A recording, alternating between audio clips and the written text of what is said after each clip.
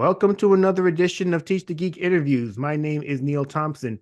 I am the founder of Teach the Geek. I work with technical professionals so they can present more effectively, especially in front of non-technical audiences. And to learn more about that, you can go to teachthegeek.com. Again, that is teachthegeek.com. Today, my guest is Paul Faronbi. He's the founder of IncrediPaul and NALA STEM. He's a speaker, coach, podcaster, and community organizer. So how did this engineer become all of these things? Let's find out. Welcome to Teach the Geek interviews, Paul. Hi, Neil. I'm so excited to be here. Thanks for having me. You got it. So, from the bit of I learned about you, I saw that I did mention in the intro that you're an engineer. So, where did the interest in engineering come from? Yeah, so growing up, I always liked math and science. And really, it wasn't until when I was applying to colleges that I settled on engineering as a backup, if you could believe that. But I fell in love with it and stuck with it. What was the first choice? Become a medical doctor. Oh, you know what? I once had thought I was going to become a medical doctor too. But do you remember that show ER? Yeah. I used to watch that show on Thursdays on NBC, and I noticed that a lot of them doctors had to sleep at the hospital, and they had to get up at all these Mhm. all these funky times. And I thought this whole medical doctor thing, yeah, I ain't with that no more. We gotta go that. We gotta try something else. I need my sleep. Yeah, right. Sleep is important as I've been learning more and more. Yeah. So when you worked as an engineer, what type of work did you do? So I've done stuff in continuous improvement. I've done process engineering. I've done packaging engineering, and it's more so been on the manufacturing side of things in food and some other CPG companies as well. Oh, okay. How did you decide to go into that line of work? So I feel like my entire story is just like a journey of seeing things and then seeing things that I like and then just pursuing it. So while I was in college, I had an internship with Nestle USA. So they had made frozen foods, still frozen lean cuisine. I was like, this is awesome. Just being able to work on things that you were able to see in store. So I still do it now. I'll just go down different aisles and be like, oh, I had a hand in making that or helping making it right now. And it's really exciting. No, that's pretty cool. I I also mentioned in the intro that you have two businesses or two ventures, and it seems like you stopped being, well, I wouldn't say stop being an engineer, but you decided to go, full force with those two ventures. What was I guess, the motivation to leave what you were doing to start them? Yeah, so actually, I didn't stop. I still work full time as an engineer with those other two ventures, if you can believe that. Oh, wow, okay. Uh, so basically, what that means is I should probably sleep more. But what really inspired me to do both those things was a lot of stuff I had done while I was in college. I would help with starting new student organizations, a lot of stuff with community building and just professional development I was doing really from like a sophomore in college. And then after I graduated, was able to help with one of the communities I was a part of that helps people who are underrepresented in STEM, formed an organization there. Later, that became a nonprofit. But it wasn't until 2020 when everything kind of slowed down. Because at the time I was traveling like 80% of the time. But so I was doing a lot of stuff in the professional development realm, going to conferences, doing stuff virtually. But when things actually slowed down, I was able to formalize IncrediPaul in April of 2020. And in October of 2020, was able to formalize NALA STEM. At that point, it was under a different name, but same mission about uniting, supporting, and building community among all historically excluded peoples in STEM. Okay, so when it comes to the work that you do with IncrediPaul, what kind of work does that entail? Yeah, so IncrediPaul is all about empowering young professionals in STEM and entrepreneurship to become the most incredible versions of themselves. So, really, in the last couple of years, I've been more focused on leadership. I have sights set forward for other things as well, because I think when it comes to your whole self, there's a lot of aspects to it, but really focus on leadership and personal growth. So, I'm a Maxwell Leadership certified trainer, speaker, and coach. So John Maxwell being one of the foremost authorities in leadership and really a lot of stuff in professional development. He's doing it 50 plus years. So it's a really amazing community, being able to tap into his resources and as I grow myself, also help others grow. Okay, and then the other one was knowledge STEM. I mentioned Mhm. that in the intro as well. What does that entail? Yeah, so knowledge STEM is all about people who are underrepresented in STEM or what we say historically excluded. So those people groups, whether it's Blacks, African Americans, Hispanics, all these different groups that were kind of minorities in STEM. So a lot of stuff I often talk about when I talk about those groups, and it affects everyone, but I think in minority groups, from what I've seen, we're more likely to express it and say it is imposter syndrome and just feeling like you don't necessarily belong there. And so with this group is to empower and see people that look like them doing these things, going after these positions. Because the reality is in the United States and really globally, we're becoming more and more diverse, and we need people who are in these historically excluded groups to go into STEM to make sure that we don't have a gap because we already have a gap in STEM. So we're trying to close that gap as much as possible. Yeah, for sure. When it comes time to, well, not comes time to, as it relates to closing that gap, what do you think needs to happen for those people to, I guess, not feel that imposter syndrome anymore? So perhaps they more of them go for those types of roles so we can close the gap. Yeah, so as far as not feeling imposter syndrome, I don't know if I'm not a psychologist, so I can't say if that's even possible. In my experience, I don't know if it's something that you never experienced. I think it's something that you learn how to manage and acknowledge. There's power in understanding and giving a name to things and at tackling it head on. If you don't give a name to something, you can't fix it in a way. So a lot of times when I'm working with students or different professionals, and even sometimes on different interviews, like we'll talk about something I can recognize, wait, that's actually imposter syndrome. Like you're feeling like you're not measuring up, or you are not meant to be there, all these different things.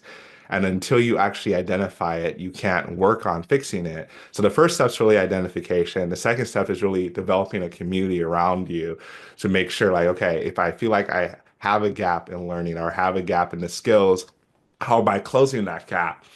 And I really the final well not the final step, but a continuing step is really understanding that in any position, any role, you're going to always have things that you don't know. So it's a constant process. You're always learning. I think I can't remember. I want to say it's the Dunning-Kruger matrix as far as like what you think at the when you're first starting, you think you know everything, but as you learn more, you realize you know you don't know stuff, and then you go into some stuff that you know things that you don't even realize you know. So it's a process, and you just have to work through it. Yeah, it'd be really unfortunate if people suffering from imposter syndrome think they need to know everything, because even those people they think have it all together, they don't know everything either. They're just No, they don't. we're all learning, we're all trying to grow, and you just have to have the I guess suppose the courage or maybe the confidence to move forward and go for those types of roles that perhaps you think that you're not qualified for. Yeah, exactly. Yeah. Exactly. Don't self-reject is what I tell people. It's like if the company rejects you, that's fine. You can learn from it, but don't be the one that rejects yourself. Yeah, indeed. And I agree with that 100%. And if you do self-reject yourself, don't blame others for you self-rejecting yourself because it's self's in the name, It's man. just it's a vicious cycle there. You can get stuck in that. You don't want to do that. A Yeah. lot of I realize that a lot of this stuff has to do with mindset because and I've had podcast episodes talking about this that a lot of times like people have the skills is that they don't have the mindset. And the mindset is really something only you at some point it clicks with you. You can go through all the trainings and stuff, but until you decide, it's not really going to change. I also mentioned in the intro that you're a speaker. So what type of topics do you speak on? Yeah, so for speaking, I really focus in on leadership. I do some stuff with personal growth, talking about resilience. And when I do keynotes, is really like sharing my journey from really being in STEM, wanting to go the medical route, and then a lot of different stuff because I feel like my story can go, depending on who I'm talking to, I feel like I have kind of similarities with a lot of different people just from different things I've experienced, from one being an immigrant. Another one was homeschooled from second to eighth grade. I've done stuff in research while I was in undergrad, 4 years of undergraduate research, done manufacturing. I traveled internationally for work, worked on capital projects, all the stuff I do in entrepreneurship. So I feel like, especially with myself, like depending on the room I'm in, like I can focus in and really understand those people because of the different experiences I've had. Yeah, you mentioned that you speak on leadership, so I'm really curious. I've had other people that are leadership experts, and I've always asked them this question too. When it comes to leadership, do you think that people should have a leadership style, or should you lead how others want to be led? I think it's important to have a little bit of both. You need to understand yourself as a leader, like what your leadership style is, what you rely on.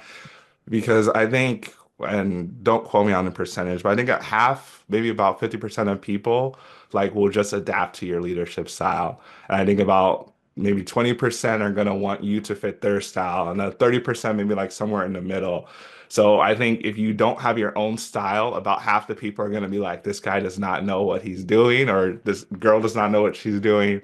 But then there's other people that are more like stronger willed. They're like, okay, you to meet me where I'm at, or I'm not going to want to be led by you. And a lot of times when you meet people where they're at, then you can also lead them a little bit closer to where you want to, how you want to lead them as well. So I don't think it's an either or, it's definitely both and a lot of it has to do with emotional intelligence, really understanding people and how an emotional intelligence on the sense that understanding your emotions and managing your emotions, but also understanding other people's emotions and not trying to control them, but seeing how it affects them.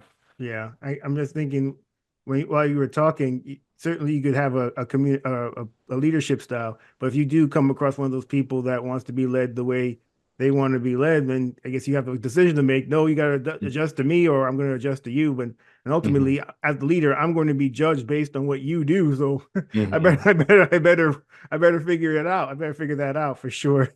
Yeah, exactly. At the One end of other, the day, oh, go ahead. no, please, you continue. No, I was gonna say at the end of the day, like leaders are there to empower their people. So if you're not finding a way to empower your people, either maybe you're not the right leader for that place, or maybe that person's not the right person for the team, which we don't always talk about. But I think it's just understanding that, having those tough conversations. So, Yeah, you're right. We don't always talk about that. That same person who perhaps butts heads with the leader, they'll quit and then they'll go on Glassdoor and talk about how toxic the place was. Oftentimes the issue was, hey man, maybe this just mhm, wasn't the leader for you. Maybe this wasn't the culture for you. Because sometimes mhm. I think a lot of us we're not willing to look in the mirror and think, what Yeah. could we have done differently? It's much easier to point the finger at at other people or point at society or just point to somewhere else other than us.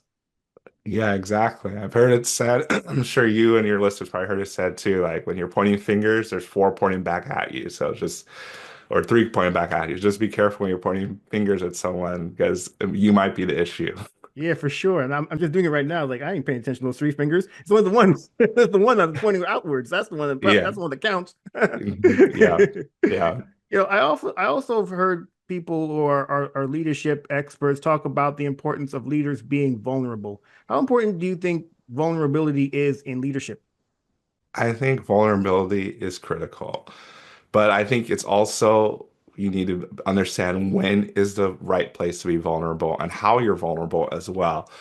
Because you need to be vulnerable with people because if you're not vulnerable, they're not going to be vulnerable with you most likely. And I think vulnerability leads to authenticity, and that authenticity allows you to be able to connect better. And when it all comes down to it, that people do work best with people they know, like, and trust. And so with that vulnerability, they trust you, and maybe they like you. Well, but I think there's without getting too much into it, like, yes, you want to be there for your people, you want to build relationships with them, but that doesn't mean that they always have to like what you're doing. Because, and I've heard John Maxwell talk about it a lot. It's like, do you want to be respected or do you want to be liked? And I think as leaders, we need to be respected because at the end of the day, we need to make sure we're getting the work done. And sometimes they might not like the decisions, but I think it's important to understand that you're hearing them out, you're respecting them, but it doesn't mean that they always like you, if that makes sense. It makes perfect sense. And I think a lot of people do struggle with that because they figure, why can't it be both? But I think a lot of times, as the leader, you have to make some unpopular decisions. And when Hmm. you're making those decisions, you likely aren't going to be liked in the moment. For instance, a lot of these tech companies are laying off people. Mhm. And hey, I highly doubt the person you're laying off is going to like the decision, but it has to be done, and you have to be somebody who's willing to take on those roles. I mean, I think a lot of times people will think about all the benefits that come with being a leader. You get this nice title. You can go to cocktail parties and tell people you're director of such and such at XYZ company, but you ain't talking about having to deal with people's issues because people bring Yeah. issues to the workplace. People, you mentioned it earlier, may want to be managed a certain way as opposed to somebody else. They'll look at other situations and think that they're being done unfairly. And these are Mhm. all things as the leader you have to deal with. And who wants to talk about that? I just want to talk about, I'm director. Yeah, exactly. I do want to talk a little bit about the layoffs, especially the tech layoffs, because yes, you have to do some unpopular things, but I think at the end of the day, a lot of these layoffs are just from mismanagement of things. And I think there is some ownership that the companies and the leadership has to own as well, that there are other ways to do it than to just go directly to layoffs because some of the stuff leading up to that was not managed correctly. So I'm not going to say that oh you have to respect them from laying you off. I'm like at the end of the day it's a business they need to make money, so you just have to understand. I tell people this that you have to make sure you're doing what's best for you as well as the company. Like work on prioritization because we talk about work-life balance. I don't really believe in work-life balance because balance being equal, I don't think there's really any time that work and life is always going to be balanced. I think there's sometimes things are going to be prioritized. And I think that comes down to what you mentioned with the culture piece. Like, are you working for a company that really says that, okay, 40 hours is a standard, but we're expecting 50, 60 hours from you, and that's what you're going to be doing. You don't have as much time with your family. And then when layoffs happen, all this stuff happens, then you're just like, I lost my identity completely. If that's the kind of company culture that you're in, you also have to realize that if there's ever a downturn or different things, then you might be on your own. So there's a give and take, and every situation is a little bit different, but I just want to call out with the layoffs that yes, there's tough decisions, but there's also stuff leading up to there that probably could have done differently. And then they just jumped the gun to like, we're going to do layoffs. It's a quick solution for the company, but not always mutual for the employees. Indeed. I also mentioned in the intro that you're a podcaster. What's your podcast about, and what types of people tend to listen to it? Yeah, so incredible leadership, sorry. I talk to incredible people doing incredible things so we can become the most incredible versions of ourselves. It's all about leadership and personal growth. So you can see common theme, leadership, personal growth, and everything I'm doing. So I primarily talk to people who are in STEM and entrepreneurs just because I'm both of those things. So it I can resonate easily with them. But I also have I don't I talk to people who are leadership experts as well because overall, the goal of the podcast is on leadership and becoming the most incredible versions of ourselves. So I definitely, my avatar are the people I'm targeting. It's that definitely young professionals, people who are earlier in their leadership, and I would say that it's only for them. That's definitely been my focus. I know there's a lot of people who listen to my podcast that have been in leadership for a while and they enjoy it and love it. But I really focus in and hone in on those people who are kind of like the 18 to 40 range where they are either in college or they're getting into their first roles out of college or getting to their first leadership positions, have questions about those type of things. Nice. Well, thank you for telling me about your podcast. This podcast is about the public speaking journeys of those with technical backgrounds. So I'm curious, when it comes to yourself, when it comes to public speaking, is that something you've always been good at? And if not, what did you do to get better at it? No. So believe it or not, I was very shy growing up. I would be the last person to even want to ask a question in class, not to talk about being in the front of a room talking to people. So I think it's definitely been an evolution growing up. So I'm a person of faith, say Jesus is first, I am second. So growing up in church and then being involved in youth group and different things. I think one of the first times I got to speak was in front of my youth group when I was just 15, spoke in front of 150 people. Can I even remember what I talked about?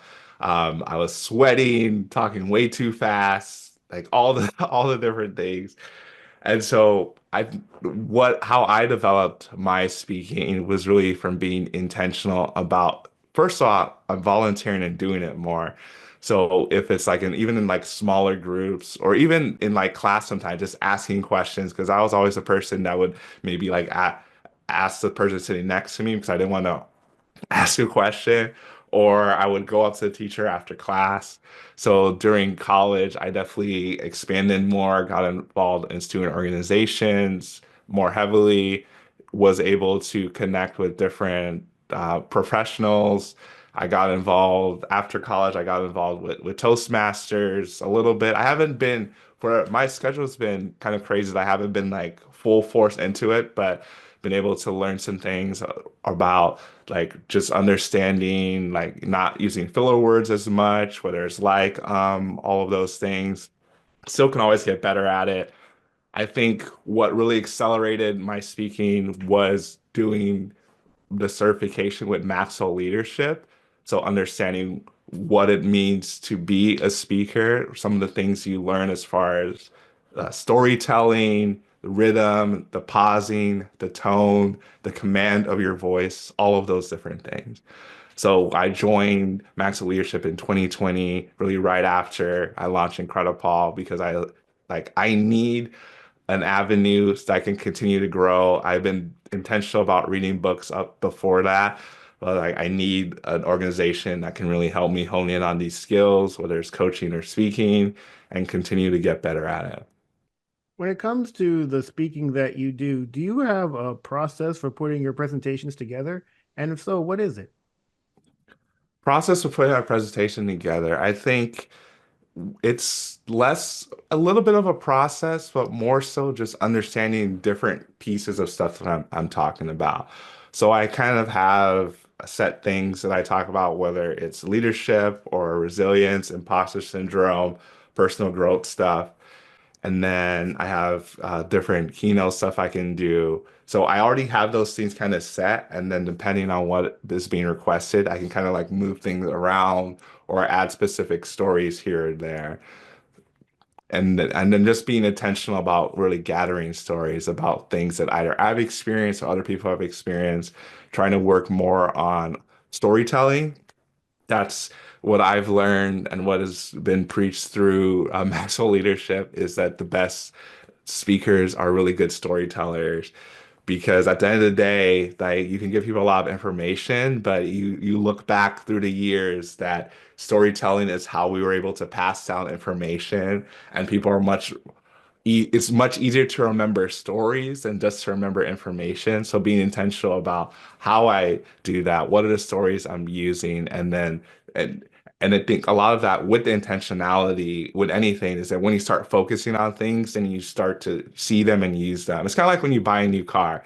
Like before you bought the car, you like, oh, no one has this car. And then when you buy, like, what everyone has the car. Like what I bought the car everyone else has. It's like, no, it did not change. The only thing that changed was your focus.